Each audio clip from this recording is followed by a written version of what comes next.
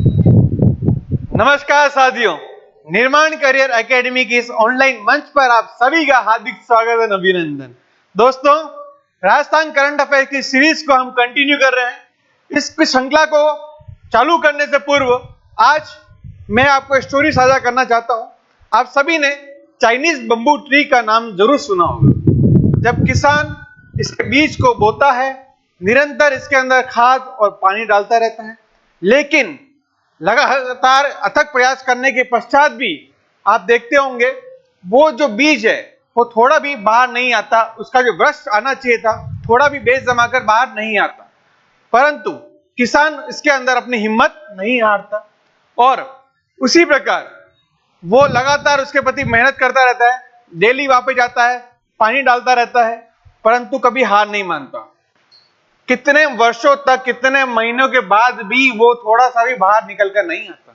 परंतु हम as a student, as a aspirant, किसी परीक्षा में अगर निराशा हाथ लग जाती है तो हम उससे काफी मायूस हो जाते हैं।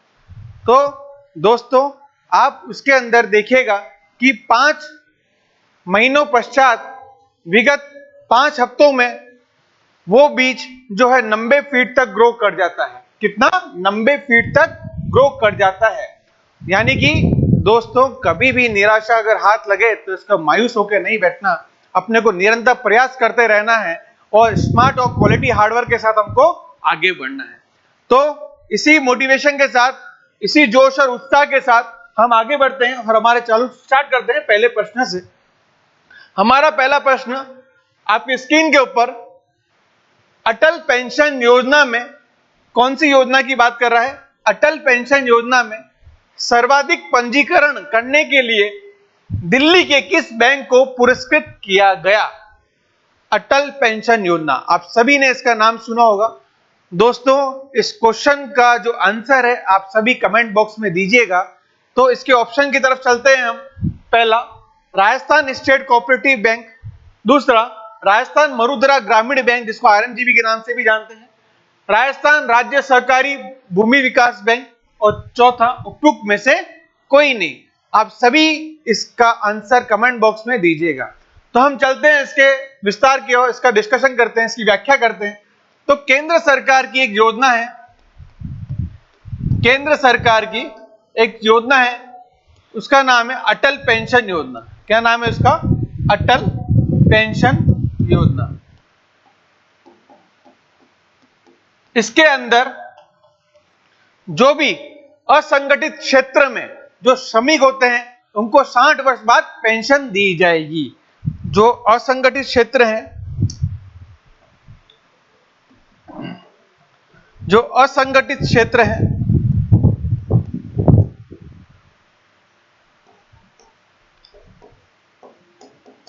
असंगठित क्षेत्र के श्रमिकों को 60 वर्ष पश्चात पेंशन दी जाएगी। क्या दी जाएगी? पेंशन दी जाएगी। यानी कि अगर उनकी उम्र 60 वर्ष पश्चात हो जाती है, 60 वर्ष से ऊपर हो जाती है, तो उनको पेंशन दी जाएगी। अब इसके लिए पात्रता क्या है? इसके लिए पात्रता यानी कि एलिजिबिलिटी क्या है? आपकी उम्र 18 से लेकर 40 वर्ष तक होनी चाहिए। क्या होनी चाहिए? 18 से लेकर 40 वर्ष की उम्र के आप जो भी लोग हैं, अगर आप पैसा जमा कराते हैं तो उसी के आधार पर आपको 60 वर्ष पश्चात, आपकी उम्र जब 60 वर्ष पूरी हो जाएगी, उसके बाद आप देखते होंगे कि जिसके पास अगर पैसे की व्यवस्था है, खाने पीने की व्यवस्था है, तो ठीक है। अन्यथा क्या होता है कि उनको डेली की डेली मजदूरी करनी पड़ती है। असंगठित क्षेत्र, जिसका मतलब यानी कि जो व्यक्ति, जो लघु उद्योग हो गए, जो किसान हो गए, जो हमारे जो नॉर्मल क्लास बिजनेसमैन हो गए, ये सभी के सभी जो लघु उद्योग के अंदर आते हैं, जो नॉर्मल क्लासेस के अंदर आते हैं, उनको असंगठित क्षेत्र के अंदर कहा जाता है।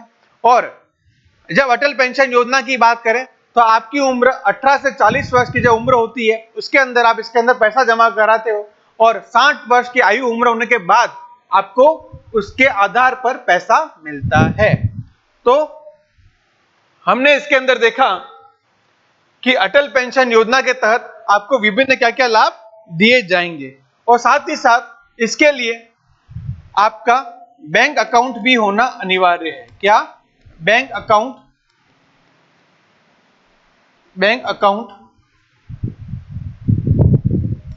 भी होना अनिवार्य है। क्लियर दोस्तों?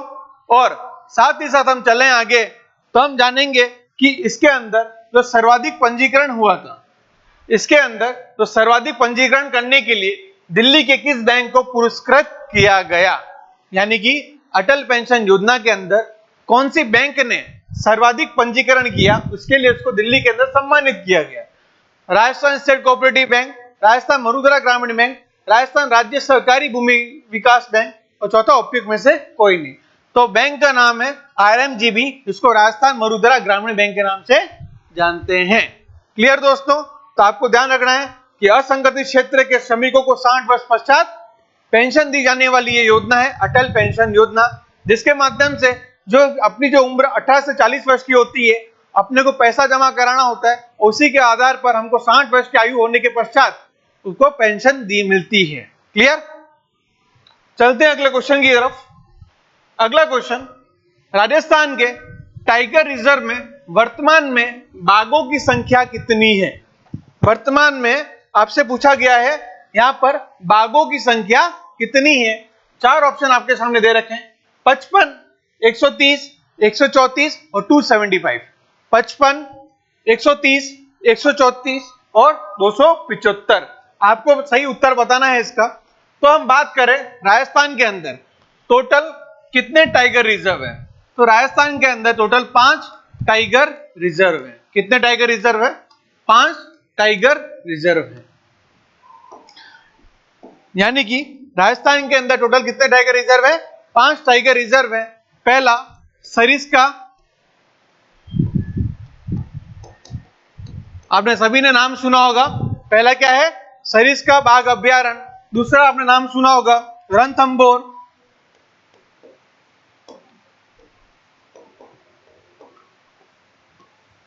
दूसरा आपने नाम सुना होगा रणथंभौर। तीसरा है हमारा मुकुंदरा टाइगर रिजर्व। चौथा है हमारा रामगढ़ विषधारी। और पांचवा है हमारा धौलपुर करौली, जो भी रिसेंटली बना है, धौलपुर करौली। ये 5 टाइगर रिजर्व हमारे राजस्थान के अंदर है। और दोस्तों छठा बनने की तैयारी के अंदर है कुंभलगढ़ वाला, जिसकी रिपोर्ट सौंप दी गई है, अब वो बनने की तैयारी के अंदर है। ठीक है? अब हमने बात करी राजस्थान के अंदर कितने टाइगर रिजर्व है? 5 टाइगर रिजर्व है। इन टाइगर रिजर्व को मंजूरी कौन देता है? इन टाइगर रिजर्व को मंजूरी कौन देता है? सबसे बड़ा क्वेश्चन है। तो नेशनल टाइगर कंजर्वेशन अथॉरिटी। कौन सी अथॉरिटी है? वो राष्ट्रीय बाघ संरक्षण प्राधिकरण। राष्ट्रीय बाघ संरक्षण प्राधिकरण, जिसका क्या नाम है? National tiger conservation authority. ये इनको मंजूरी देती है। क्लियर दोस्तों? तो राजस्थान के अंदर कितने टाइगर रिजर्व हैं? 5 टाइगर रिजर्व हैं। सरिस्का, रणथंभौर, मुकुंदरा, रामगढ़ विषधारी और धौलपुर। और इनको मंजूरी देने का कार्य करता है राष्ट्रीय बाघ संरक्षण प्राधिकरण। और वर्तमान के अंदर राजस्थान में बाघों की संख्या जो है 134 है। कितनी है? 134। चलते हैं हम अगले क्वेश्चन की तरफ। अगला क्वेश्चन कहता है, अगला क्वेश्चन जो आपके सामने है, मुख्यमंत्री द्वारा एक पेड़ गौ माता के नाम, क्या है? एक पेड़ गौ माता के नाम अभियान का शुभारंभ कहां किया गया? एक पेड़ गौ माता के नाम का शुभारंभ कहां से किया गया? पहला ऑप्शन उदयपुर, दूसरा जयपुर ग्रामीण, तीसरा जोधपुर और चौथा अलवर। 4 ऑप्शन आपके सामने दे रखे हैं। आपको बताना है एक पेड़ गौ माता के नाम का शुभारंभ हमारे मुख्यमंत्री भजनलाल जी शर्मा के द्वारा शुभारंभ किया गया, ये कहां से किया गया? ठीक है, तो हम बात करते हैं, इसका शुभारंभ किया गया हिंगोनिया गो पुनर्वास केंद्र जो कि कहां पर पड़ता है, जयपुर ग्रामीण के अंदर आता है, जयपुर ग्रामीण के अंदर आता है, वहां पर इसका शुभारंभ हमारे प्रदेश के मुख्यमंत्री भजनलाल शर्मा द्वारा किया गया। ठीक है दोस्तों, तो जो इसका उत्तर है वो होगा जयपुर ग्रामीण। अब आगे एक और बात करते हैं कि राजस्थान में वृक्षारोपण एवं पर्यावरण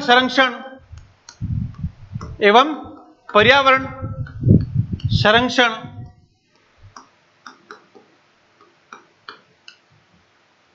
इसके अधीन आपने दो का नाम सुना होगा, एक पेड़ मां का नाम और दूसरा सुना होगा एक पेड़ गौ माता के नाम। एक पेड़ मां के नाम और दूसरा आपने सुना होगा एक पेड़ गौ माता के नाम, जिसकी हमने भी चर्चा करी। एक पेड़ गौ माता के नाम।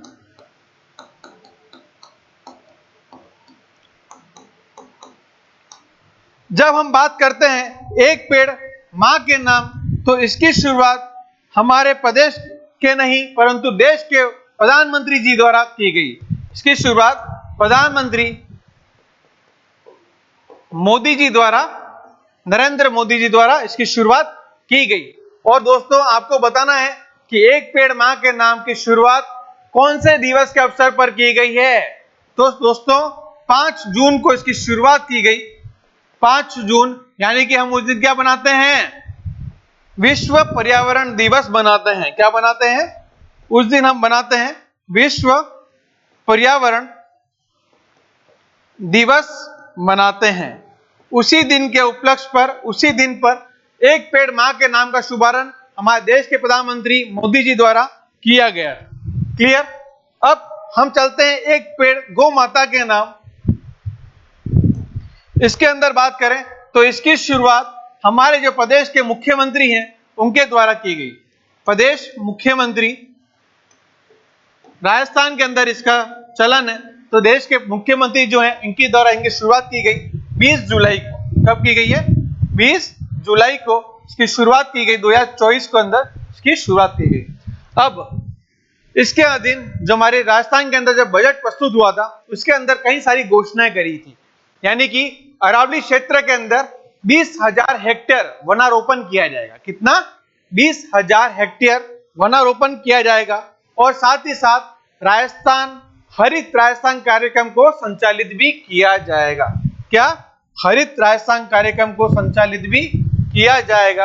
ये सारे प्रोग्राम इसके अधीन आते हैं। जब इसके अंदर घोषणा करी थी, राजस्थान के बजट के अंदर घोषणा की बात करें, राजस्थान बजट घोषणा की बात करें तो आपको 2-3 चीजें ध्यान रखनी है इसके अंदर कि अरावली क्षेत्र में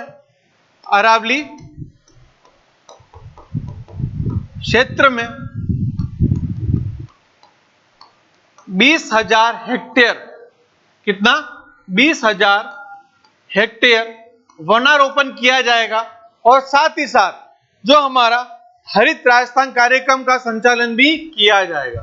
हरित राजस्थान कार्यक्रम का संचालन भी किया जाएगा, जिसके अंदर जो लक्ष्य रखा है, जिसके अंदर जो हमारा 4 करोड़ पौधे को लगाने का लक्ष्य रखा है। कितना, 4 करोड़ पौधे लगाने का लक्ष्य रखा है। कौन सी, किसके तहत, हरित राजस्थान कार्यक्रम के तहत। क्लियर दोस्तों।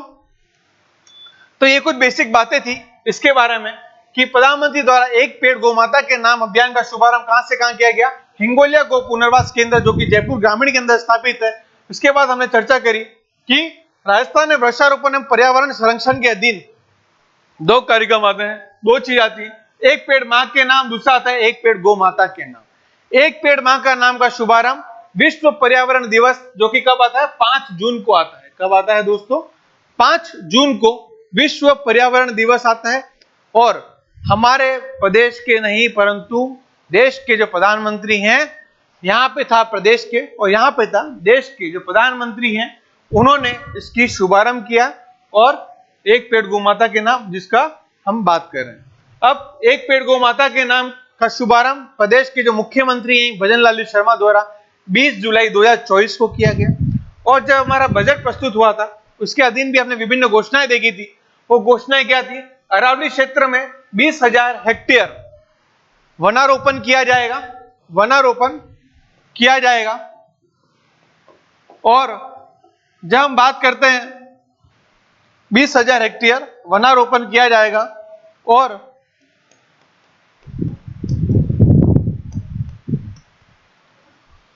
हरित राजस्थान कार्यक्रम का संचालन भी किया जाएगा जिसके माध्यम से 4 करोड़ पौधे लगाए जाएंगे। और एक और बात दोस्तों, हमारे यहां पर राजस्थान में 50 नर्सरी भी लगाई जाएगी। कितनी? 50 नर्सरी भी लगाई जाएगी। तो दोस्तों ये कोई बेसिक बातें थी इसके बारे में। चलते हैं अगले क्वेश्चन की तरफ। अगला क्वेश्चन, नई दिल्ली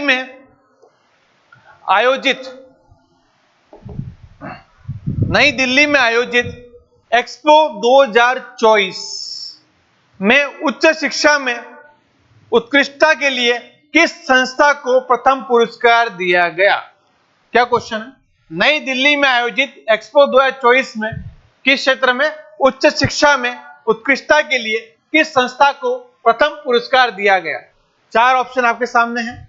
राजस्थान केंद्रीय विश्वविद्यालय अजमेर, राजस्थान यूनिवर्सिटी जयपुर, मोहनलाल सुखाड़िया यूनिवर्सिटी उदयपुर और महर्षि दयानंद सरस्वती यूनिवर्सिटी अजमेर।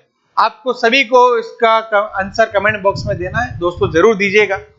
तो दोस्तों हम बात करते हैं जो एक्सपो 2024 में उच्च शिक्षा के लिए उत्कृष्ट संस्था जो चुनी गई वो थी राजस्थान केंद्रीय विश्वविद्यालय अजमेर, जिसकी स्थापना हुई थी 2009 के दिन। कब हुई थी? 2009 में इसकी स्थापना हुई थी और जुलाई के अंदर ये प्रोग्राम दिल्ली के अंदर आयोजित हुआ था जिसके माध्यम से जो हमारे राजस्थान केंद्रीय विश्वविद्यालय अजमेर को उच्च शिक्षा के अंदर एक्सपो 2024 के प्रोग्राम के अंदर एक प्रथम पुरस्कार से नवाजित किया गया। क्लियर? अगला क्वेश्चन, बजट 2024-25 के अनुसार किन जिलों में श्री राम जानकी औद्योगिक पार्क विकसित किए जाएंगे? दोस्तों बहुत ही इंपॉर्टेंट क्वेश्चन है, बहुत ही एग्जाम इंपॉर्टेंट क्वेश्चन है। बजट 2024-25 के अनुसार किन जिलों में श्री राम जानकी औद्योगिक पार्क विकसित किए जाएंगे? पाली व उदयपुर, उदयपुर व जोधपुर, जयपुर व जोधपुर, जोधपुर व सवाई माधोपुर। 4 ऑप्शन आपके सामने दे रखे हैं, आपको बताना है कि कौन सा उत्तर इसके लिए सही है। तो हम बात करें श्री राम औद्योगिक जानकी औद्योगिक पार्क कहां पे विकसित किए जाएंगे? तो राजस्थान में 4 जगहों पर विकसित किए जाएंगे। राजस्थान में 4 जगहों पर विकसित किए जाएंगे, जो कि 4 जगह राजस्थान में कितनी जगहों पे विकसित किए जाएंगे? राजस्थान में इसको 4 जगहों पे विकसित किए जाएंगे। सबसे पहला नैनवा, नैनवा जो कि बूंदी में है, नैनवा जो कि बूंदी में है। दूसरा वरकाणा जो कि पाली में है, जो कि पाली में है। तीसरा मालकी टूस, मालकी टूस जो कि उदयपुर के अंदर है, जो कि उदयपुर। और चौथा है हमारा धर्मपुरा, क्या है? धर्मपुरा जो कि बाड़मेर के अंदर है, धर्मपुरा जो कि बाड़मेर के अंदर है। तो राजस्थान के अंदर 4 जगहों पर श्री राम जानकी औद्योगिक पार्क विकसित किए जाएंगे। ये 4 जगह आपको ध्यान रखनी है। तो दोस्तों हमारे जो उत्तर इसके अंदर होगा पाली व उदयपुर, पाली के अंदर बरकाना और उदयपुर के अंदर मालकी टूस के अंदर श्री राम औद्योगिक पार्क को विकसित किया जाएगा। तो हमारा इसका उत्तर होगा ब। अगला क्वेश्चन, राजस्थान हाईकोर्ट में, किसकी बात कर रहा है, राजस्थान हाईकोर्ट में ई सुविधा केंद्र का उद्घाटन किसके द्वारा किया गया।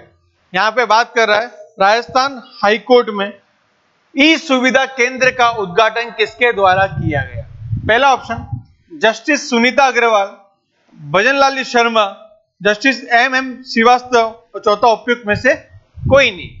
जब बात कर रहे हैं ई सुविधा, यानी कि हमारा जो राजस्थान का जो हाईकोर्ट है वो पेपरलेस होने के लिए अग्रसर है, यानी कि पेपरलेस की यहां बात कर रहा है। किसकी बात कर रहा है दोस्तों, पेपरलेस, यानी कि हमारे जो अधिवक्ता हैं अब वो आसानी से ई फाइलिंग कर पाएंगे। क्या कर पाएंगे, ई फाइलिंग कर पाएंगे, जिससे कि उनको अधिक सुविधा मिलेगी। पहले जो मैनुअल प्रैक्टिसेस में हुआ करता था पेपर के साथ में, अब क्या हो जाएगा, ई फाइलिंग हो जाएगी। जितने जो अधिवक्ता हैं क्या करेंगे, अब ई फाइलिंग के माध्यम से अपना कार्य करेंगे। यानी कि इलेक्ट्रॉनिक सुविधा का उद्घाटन जो किया था हमारे जो चीफ जस्टिस ऑफ राजस्थान है मनिंद्र मोहन श्रीवास्तव, जिनका एम श्रीवास्तव के नाम से जाना जाता है, वो उन्होंने उनका उद्घाटन किया था। क्लियर है दोस्तों। तो ई सुविधा केंद्र का उद्घाटन किसने किया था, जस्टिस एम श्रीवास्तव, जो राजस्थान के 42वें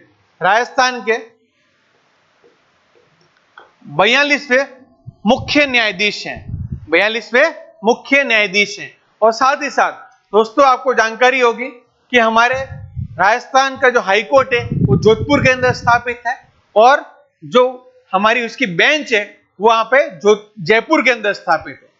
हाईकोर्ट तो हमारा जोधपुर में, और उसकी बेंच जो है, उसकी जो पीठ है वो हमारी जयपुर के अंदर स्थापित है। अगला क्वेश्चन, एशिया का सबसे पहला ग्रीन जिंक ब्रांड किस संस्था द्वारा लॉन्च किया गया। किसकी बात कर रहे हैं, एशिया का सबसे पहला ग्रीन जिंक ब्रांड किसके द्वारा लॉन्च किया गया। तो हम बात करते हैं, आपके सामने 4 ऑप्शन दे रखे हैं, Ambuja zinc, Hindustan zinc, Mewat zinc, उपयुक्त में से कोई नहीं। किसकी बात कर रहा है, ग्रीन जिंक ब्रांड, जिसको किस नाम से जानते हैं, इकोजेन। किस नाम से जानते हैं, इकोजेन। इसको हमारी जो हिंदुस्तान जिंक है लिमिटेड, उसके द्वारा इसको लॉन्च किया गया। हिंदुस्तान जिंक द्वारा इसको लॉन्च किया गया। आपको पता होगा कि हमारी जो हिंदुस्तान जिंक लिमिटेड है, जो विश्व की दूसरी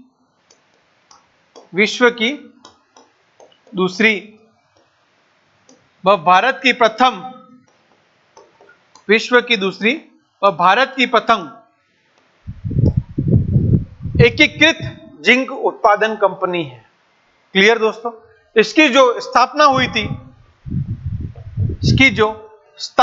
थी वर्ष 1966 के अंदर देबारी उदयपुर के अंदर हुई थी। कहां पे हुई थी, देबारी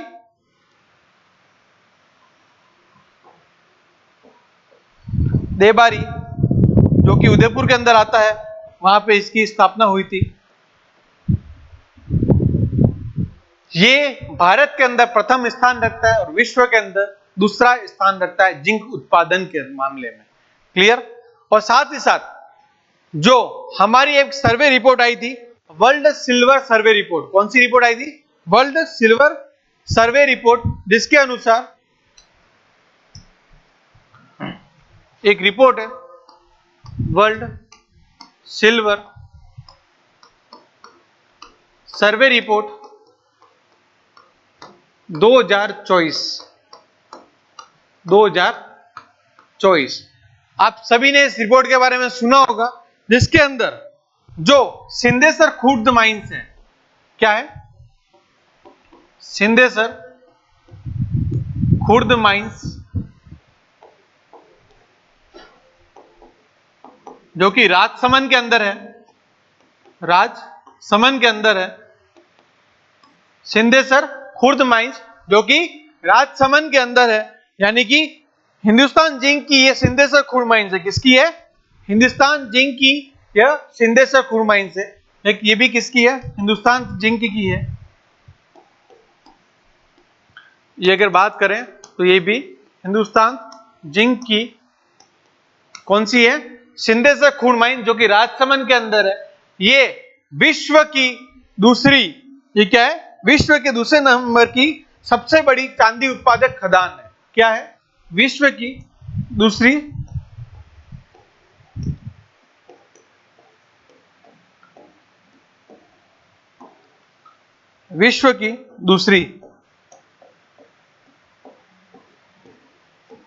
चांदी उत्पादन खदान है।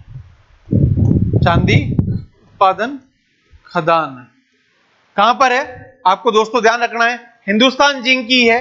सिंदेसर खूड माइन जो कि राजसमंद के अंदर है, इसके कौन सी रिपोर्ट के अनुसार? वर्ल्ड सिल्वर सर्वे रिपोर्ट 2024 के अनुसार सिंदेसर खुर्द माइन जो कि राजसमंद के अंदर है, विश्व की दूसरी चांदी की खदान यहां पे है। ये किसकी है? हिंदुस्तान जिंक लिमिटेड की है। क्लियर दोस्तों? जब हम इसकी बात कर रहे थे कि हमारे जो ग्रीन जिंक ब्रांड, इसको इकोजेन के नाम से जानते हैं, विश्व का जो किसने प्रस्तुत किया था? हिंदुस्तान जिंक ने इसको लॉन्च किया था। ये हिंदुस्तान जिंक जो है विश्व का दूसरा और भारत का प्रथम एकीकृत जिंक उत्पादक करता है, और साथ ही साथ इसकी स्थापना हुई थी 1966 के अंदर, और कहां पर हुई थी? देवबारी उदयपुर के अंदर। अगला क्वेश्चन, राजस्थान में 13वें इंडिया स्टोन मार्ट 2026 का आयोजन कब किया जाएगा? 13वें इंडिया स्टोन मार्ट 2026 का आयोजन, जो कि प्रत्येक 2 वर्ष बाद होता है। कब होता है? प्रत्येक 2 वर्ष बाद किया जाता है। तो इसका आयोजन कब किया जाएगा? 1 जनवरी 2026, 20 जनवरी 2026, 1 फरवरी 2026, 5 फरवरी 2026। तो दोस्तों इसका जो उत्तर होगा 5 फरवरी 2026 को। नेक्स्ट क्वेश्चन, बजट घोषणा के अनुसार किन स्थानों पर सोलर पार्क बनाने की घोषणा की गई है? किन स्थानों पर सोलर पार्क बनाने की घोषणा की गई है? अगर एग्जाम के अंदर आपके क्वेश्चन आते हैं, अनुमान क्वेश्चन आपके सौर ऊर्जा से आ सकते हैं, किसी योजना के माध्यम से आ सकते हैं, चिकित्सा के माध्यम से आ सकते हैं। दोस्तों ये सारी योजना बहुत ही इंपॉर्टेंट होती है एग्जाम पॉइंट ऑफ व्यू से, तो इसको कभी ना चूकिएगा। तो सोलर पार्क बनाने की घोषणा कहां पे की गई है? आपके सामने ऑप्शंस है, छत्तीसगढ़, बीकानेर, बोडाना, जैसलमेर, पुगल, बीकानेर और उपयुक्त सभी। तो इसका जो उत्तर होगा, इन सभी एरियाओं के अंदर सोलर पार्क बनाने की घोषणा की गई है। अगला क्वेश्चन, कोटा पुलिस द्वारा कोचिंग स्टूडेंट्स को मदद और सुरक्षा हेतु कौन सा ऐप तैयार किया गया? कोटा पुलिस द्वारा कोचिंग स्टूडेंट की मदद और सुरक्षा हेतु कौन सा ऐप तैयार किया गया है? पहला ऑप्शन सेव आवर सोल, दूसरा डोस्ट फॉर लाइफ, तीसरा मदद ऐप और चौथा बी सेफ। ये 4 ऑप्शन आपके सामने दे रखे हैं, आपको इसका सही उत्तर कमेंट बॉक्स के अंदर देना है। तो हम बात करते हैं कोटा की। कोटा को आप सभी लोग जानते होंगे, जो कि एक शिक्षा नगरी के रूप में हम जानते हैं। क्या है? शिक्षा नगरी।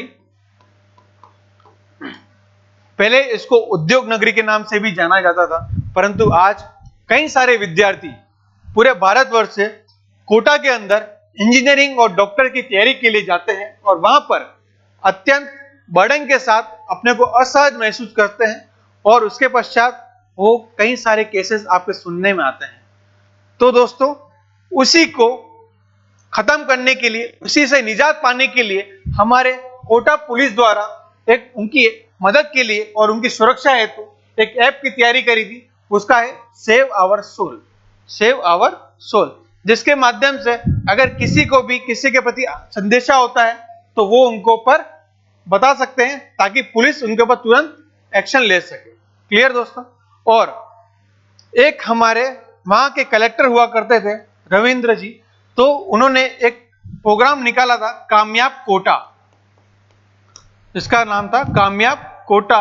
ये एक कार्यक्रम था, कामयाब कोटा कार्यक्रम, जिसके माध्यम से वहां के जो जिला अधिकारी थे उन्होंने प्रत्येक कोचिंग में जाकर वहां के बच्चों के अंदर जागरूकता फैलाने का कार्य किया।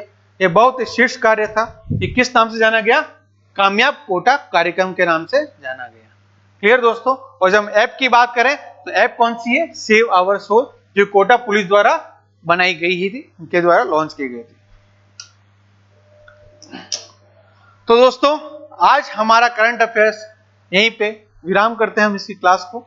आप सभी का क्लास से बने रहने के लिए बहुत बहुत धन्यवाद। अपने दोस्तों तक के लिंक जरूर पहुंचाइएगा ताकि सभी लोगों को इसका फायदा मिल सके। बहुत बहुत धन्यवाद।